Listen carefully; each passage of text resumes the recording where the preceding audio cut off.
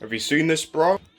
It's a game where you can give birth to Sonic. Not in the vaginal sense, you hatch him, fully formed from an egg, but pfft, it's close enough for me. This is Billy Hatcher and the Giant Egg, a game the rest of Sonic Team made in 2003 while they had Takashi Iizuka locked in the basement trying to finish Sonic Heroes by himself. Next to Doshin the Giant, it was one of the more obscure games I owned as a kid because it only sold like 15 copies or something.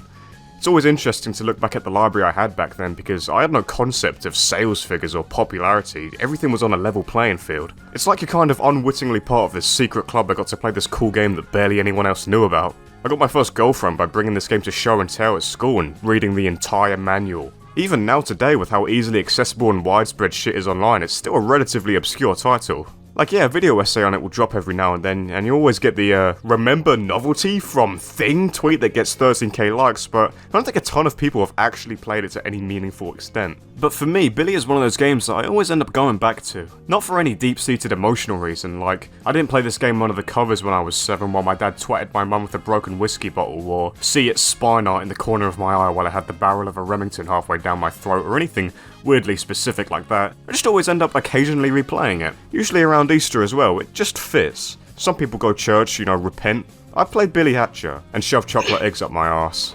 I think they missed a trick actually, because the game came out in autumn 2003, but if they had maybe waited a few months or released it around, say, Good Friday, taking advantage of the game's underlying Christian themes, it might have sold better. It's kind of a mysterious game as far as its origins are concerned. You've got a pretty decent Sonic Team cocktail heading the project, Big Man Nakara's producer, Shun Nakamura of Samba de Amigo fame directing, with Hideki Moriya and Yuji Yukara on the art side of things. But there is a scarce amount of documentation for the actual production or conceptual side of things. There's a pre-release IGN interview of Yuji Nakara about the game, but it's that typical sort of Japanese Deb type interview where he's basically just saying stuff like, "We were inspired by eggs.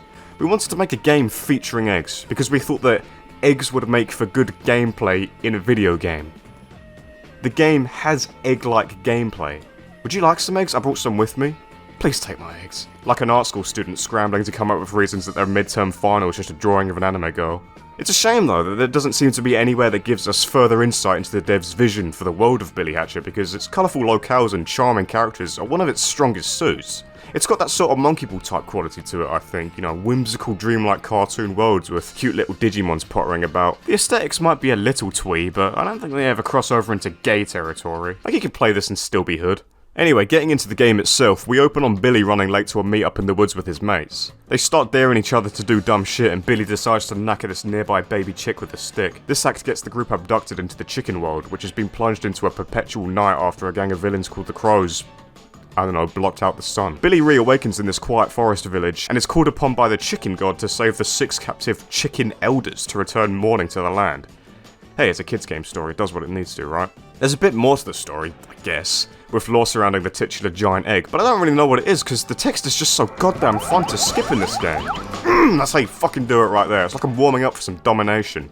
The Mario Party minigame, not some bondage shit. As he is, Billy is pretty useless and can't do anything with the eggs scattered about the land, so he puts on this little chicken gimp suit and suddenly learns to control them with poise and precision. Rolling them along the ground, riding around on them, using them to batter little woodland creatures. There's a whole bunch of things you can do with an egg in hand. It's simultaneously your weapon, means of travel, and a puzzle solving tool. Grabbing an egg and simply running and jumping along is enough to traverse the stage and defeat enemies at the same time, but the different movement options you have give the game a decent sense of player expression.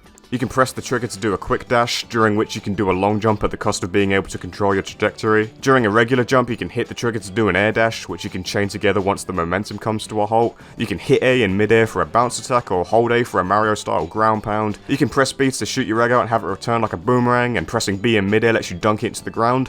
Basically, you can do a lot of shit. Billy himself is kinda inconsequential. The way the egg interacts with the environment is really the essence of the game and what makes it stand out among other 3D platformers of its time. Nothing else I know plays quite like Billy Hatcher does. It's not the most intricate, in-depth, amazing control scheme or anything, but sometimes just being different and fun is enough. It's a bit rough around the edges though, and I mean that literally. High up ledges are one of the game's biggest boons, as it's super easy to accidentally get your egg up there and then fall down yourself. A decent way to circumvent this is to do an additional egg bounce as soon as you see your egg's shadow appear on the targeted platform to give yourself another opportunity to orient yourself properly. Yeah, I know, that's pretty clumsy, but come on, they were doing big things here. No one had ever made an egg game of this caliber before. Nitpicks aside, I think the way the egg's control does a lot to make the moment-to-moment gameplay pretty engaging. That on its own already makes the game fun on a basic level, but there's more layers to it. Scattered around the level and also dropped by enemies is fruit that you can roll over and squeeze the nutrition from to grow your egg in size, eventually becoming ready to hatch. Every mission will have a variety of different eggs in it with different colours and patterns which all house different items or upgrades inside, such as power-ups for Billy like wings to double jump, or little animals that you can bond with that will tag along and can be used to kill enemies or interact with the stage mechanics depending on their elemental type. But to be honest, apart from the animals sometimes being needed to solve puzzles, the items and animals inside the eggs are kinda superfluous. They aren't particularly useful or change the gameplay in any super substantial way, but what I do like is the sort of gameplay loop they introduce of finding a cool looking egg, hatching to see what's inside and then seeing another crazy egg design and wondering what's inside there as well. There's a shitload of different eggs in this game, 72 in total, and a lot of them are hidden in less obvious spots outside of the beaten path, so you really have to hunt for them. Even as someone who has played this game for years, sometimes I'll spot an egg I don't recognise out of the corner of my eye and just drop everything to hatch it. And usually the prize is nothing that interesting, but I still find the process fun regardless. And then on top of that, having a fully grown egg comes with its own advantages, namely being powerful enough to down enemies in one hit, as well as, probably unintentionally, giving you just a slither of extra height on your bounce jump, which can lead to some fun exploits here and there. So there's this little trade-off when it comes to hatching eggs. Lose the extra power, but get rewarded with whatever's inside the egg, and that little bit of decision making gives the gameplay a tiny bit more depth than it already has. It's an unassuming game, but I think it does a lot to keep things entertaining throughout the playthrough. The game follows a similar structure to 3D Mario, with 5 missions in each world. The first mission always sees you make your way to an imprisoned golden egg guarded by crows, rescuing the chicken elder inside. Once they're free, they can restore morning to the world you're in. I always liked the cutscene where you see a bunch of shots of the level as dawn breaks. It really captures that feeling of inner peace and calm you get with real life sunrises, on some Castlevania shit. Even in a baby game like this, they do a good job at making the nighttime variations of the levels feel a bit more uneasy and dangerous with how dimly lit everything is with the more quirky, intense sounding theme tunes. So seeing the world come back to life gives you this nice sense of ease and accomplishment. However, there are still bosses to be dealt with in each world's second mission. Unfortunately, I think the bosses are the weakest part of the game. They're the worst type of platformer boss where you have to dodge incredibly basic attacks and then you have a small window of time to get your licks in before the boss recovers and becomes invulnerable and does their long attack animations again, repeating 4 or 5 times until they're dead. And during those windows of vulnerability, you can still only do a set amount of damage. No matter how big your egg is, you will always do the same amount of damage that you would if you were pelting them with the default size. They're not egregiously bad, but they are boring and I always just want to get them out of the way. The rest of the missions are usually obstacle courses centered around a certain set piece or a predefined type of mission like defeat 100 crows or races against animals. It can get a little tiring how the game uses the same mission objectives over and over again, but hey, they're optional at the end of the day, so if you don't care about 100% you can just skip them. After you defeat the first boss in Forest Village, the second level unlocks and the game maintains this kind of progression throughout. Pirate Island is probably my favourite level in the game aesthetically, probably just because I like pirates a lot. The daytime theme for this level, Bossa Nova of Briny Air, is great too. The whole soundtrack is good actually. Like, some of it is too juvenile for me to listen to outside of the game, but that doesn't stop me from snapping my fingers while I'm playing it. I mean, it's Mariko Namba and Tomohiro Otani, aka the duo behind most of the fucking Sonic 06 OST, so you know it's good shit. Fun fact actually, Mariko worked on the OST for Knuckles Chaotix back in 1995 and remixed one of its boss themes for Billy Hatch's Circus Level's nighttime theme. And it's one of the best songs in the game, which is crazy because it just sounded like a clown coming into a urinal on the 32X. Namba also happened to compose the theme for the circus level in Shadow the Hedgehog, which coincidentally is also called Circus Park. Fuck, I love this game, I need to talk about it sometime. The boss here ain't too bad, his attacks don't last quite as long as the others, but it can be kind of annoying trying to hurt him via egg rolling because his fat fucking anus keeps smothering you, so it's better to just do the boomerang shot from a few feet away.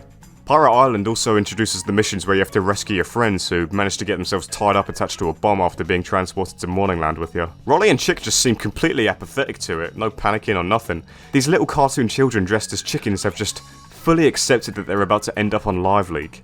Bantam though, I don't know. Is it just me or does he look a little teased?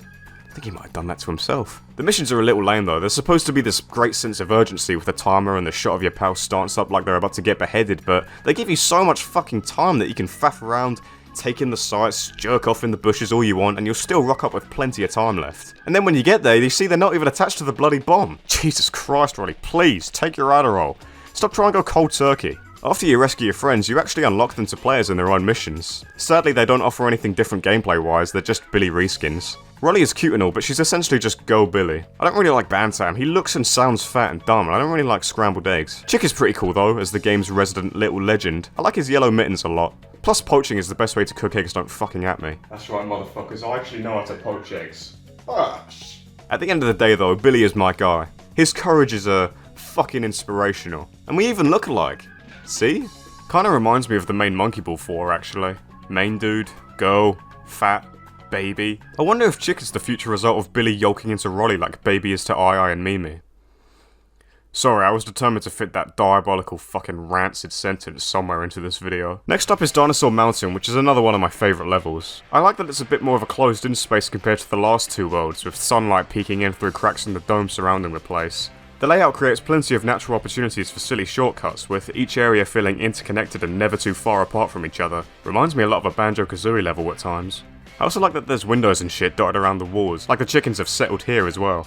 In the second mission, you have to deal with 3 giant dinosaur skulls spilling lava everywhere so that you can get to the boss, which is this little mole riding a dinosaur skeleton. It's kind of a pain in the ass because his vulnerable moment is right after his attack where he throws a bunch of rocks at you, which are really tough to avoid and can shatter your egg pretty easily. So you end up panicking trying to find an egg while he recovers, leading to his fight taking longer than it needs to. After Dino Mountain is Blizzard Castle, which isn't a level I'm super fond of. It's less fun to traverse, I think, because its different areas are more segmented and are connected through lots of long slides, which are kind of fun in their own right, but are a lot less interesting than doing dumb skips with my egg. Not to say you can't do that at all in this level, but it's a lot less obvious than the last ones. It's also just a bit weaker aesthetically compared to the previous worlds, which is a shame because I think the racetracks based on this world in SEGA All-Stars Racing look really nice. The second mission here similarly has you take out 3 snowflake windmill things to get to the boss, but it's a lot less interesting because they're all literally in the same room, unlike Dino Mountain's mission which took you all over the level and got you familiar with its layout for the missions ahead where you have to sort of know your way around. I mean, Billy Hatch's worlds are kind of partitioned to begin with, but Blizzard Castle just feels way less cohesive compared to the others for me.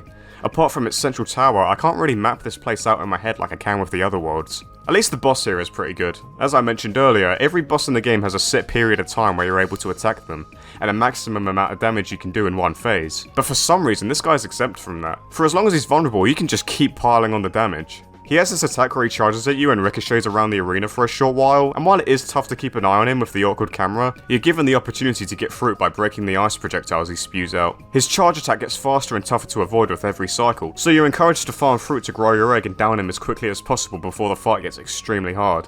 I don't know why every boss couldn't be given this level of depth. Moving on from Blizzard Castle, the next level is Circus Park. This one's kind of a mixed bag for me. It's a big step up aesthetically from Blizzard Castle, and I actually like all the trapeze platforming and shit. It's where the game steps it up a bit in difficulty, which I don't really mind because it's been pretty easy up until this point. But I know a lot of people fucking despise the challenges here because they can get pretty precise. This specific spot in the first mission is pretty infamous, but I don't really get why. I've never really had any problems with it. See? Easy. Nah, but for real, this shit is janky as hell, and I'm not sure why because it worked fairly consistently in Dino Mountain. That said, skipping it is the simplest fucking thing in the world. Just jump on the rails, bro.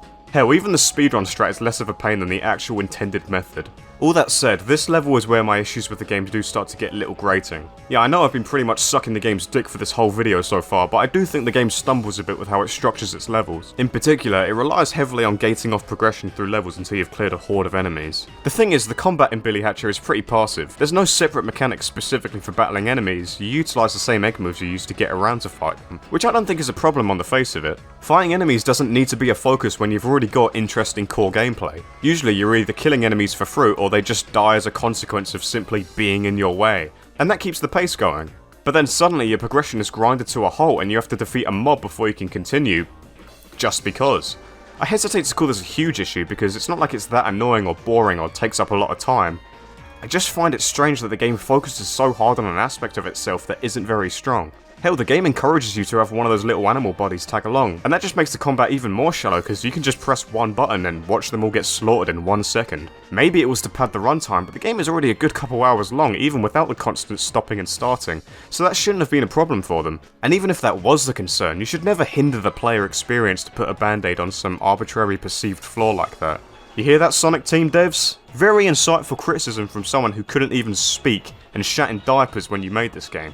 Better be taking fucking notes. Anyway, this all culminates in Circus Park's second mission where you go into its funhouse, and instead of doing some kind of fun obstacle course or anything remotely interesting, it's just this dumbass hall of mirrors where you have to fight enemy horde after enemy horde for about 5 minutes straight. I think this is the game at its absolute worst. Unfortunately, this kind of thing isn't just relegated to enemies, there's often arbitrary switches that you need to hit to proceed as well. The game gives off this vibe like it's too afraid to stray from commonplace platformer conventions and explore some more interesting ideas using its unique physics and mechanics, and that kind of permeates the entire experience for me.